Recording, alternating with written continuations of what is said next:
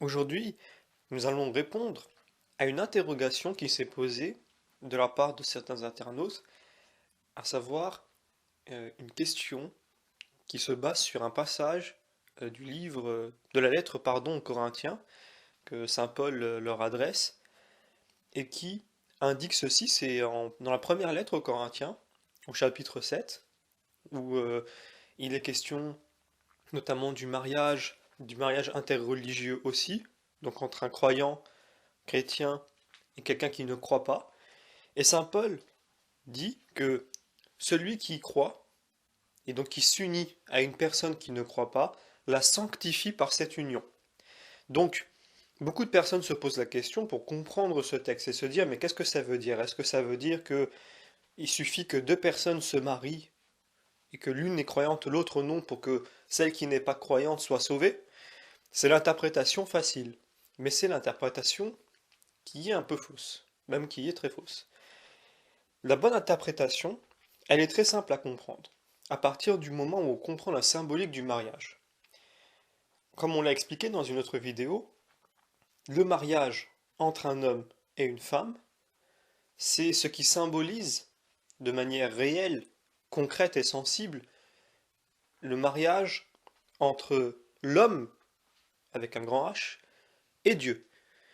Et donc, l'amour qu'il y a entre un homme et une femme aussi symbolise l'amour qu'il y a entre l'homme et Dieu, pour que l'homme puisse le comprendre, pour qu'il puisse matérialiser et comprendre des choses spirituelles. Dieu fait toujours ce travail avec nous, tout le temps. Il nous donne des exemples concrets, des exemples sensibles, pour que on puisse comprendre des choses spirituelles. C'est pour cela que Jésus fait toujours des paraboles en faisant ce genre d'analogie.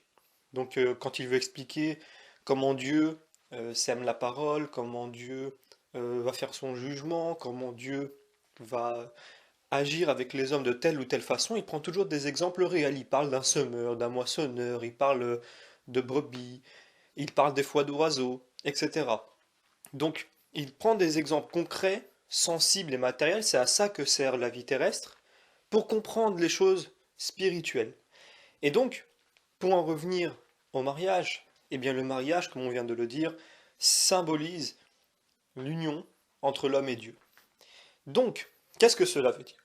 Cela veut dire que si un homme et une femme, l'un des deux ne croit pas, l'autre est croyant, si entre eux deux, il y a cet amour qui symbolise l'amour entre l'homme et Dieu, eh bien, celui qui ne croit pas, même si jusqu'à la fin de sa vie il ne croit toujours pas, à l'heure de la mort, donc quand viendra sa mort et qu'il sera dans le chemin vers le Christ, eh bien, il verra dans le Christ exactement tout ce qu'il a vécu dans son couple au niveau de l'amour. Donc il reconnaîtra en le Christ exactement l'amour qu'il a reçu et donné quand il était marié. Et ainsi, il comprendra que Jésus-Christ est le Messie et que il doit le choisir et qu'il va le choisir, puisque si dans sa vie il a aimé et qu'il a été aimé et qu'il a accepté cela, alors pareillement au moment de l'heure de la mort, où il verra l'amour que Jésus-Christ lui porte, il va l'accepter aussi. Et donc c'est ainsi que celui qui se marie avec la personne qui ne croit pas, et donc c'est la personne qui s'est unie à elle est croyante, eh bien, elle la sanctifie de cette façon, parce qu'elle lui montre de façon concrète, elle l'évangélise en quelque sorte, de façon concrète, en lui montrant l'amour de Dieu par l'intermédiaire du symbole qui lui correspond, et donc l'amour terrestre entre un homme et une femme. C'est en cela qu'il la sanctifie. Donc, ce n'est pas magique, entre guillemets, quand le prêtre marie un homme et une femme, ça y est, la personne qui ne croit pas est sauvée. Non, il est en train de la sauver. La personne qui s'unit à une personne non croyante est en train de la sauver. Mais c'est en cours, ce n'est pas quelque chose de magique, ponctuel, qui tombe comme ça. Et donc, grâce à cet amour qu'il y aura entre les deux, eh bien, elle l'évangélise sans que forcément l'autre le comprenne. Et donc, comme je l'ai dit, à l'heure de la mort, quand elle verra le Christ, cette personne-là qui ne croit pas, elle reverra, elle ressentira eh bien, ses qualités, cette semence d'amour qu'elle a reçue dans sa vie, en la personne du Christ, et donc naturellement elle se portera vers elle.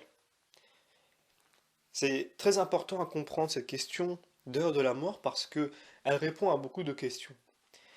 Et donc, tout homme qui, dans sa vie, s'il veut être sauvé, là je parle de manière générale, eh bien, il doit aimer et il doit aussi accepter de se faire aimer. C'est accepter l'amour.